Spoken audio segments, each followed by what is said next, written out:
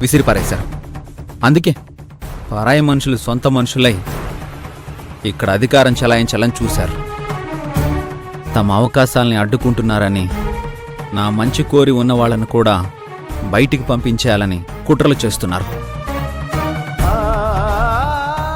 చూశారా మావయ్య, ఇది ఈ ఇంట్లో ప్రేమకి బంధానికి ఉన్న విలువ.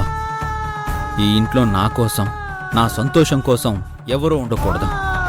ఒకవేళ ఉంటే ఇలా తన మనుషులతో స్కెచ్లు వేసి వాళ్ళని బయటికి పంపించేస్తారు. అయినా ఏం చేద్దాం, నా రాతే అలా ఉందేమో. నేను కోరుకున్నది ఏది ఈ ఇంట్లో నాకు దక్కనివ్వరు. నన్ను సంతోషపెట్టేది ఏది నాతో ఉండకూడదు. అదే కదా ఆవిడగారికి కావాల్సింది.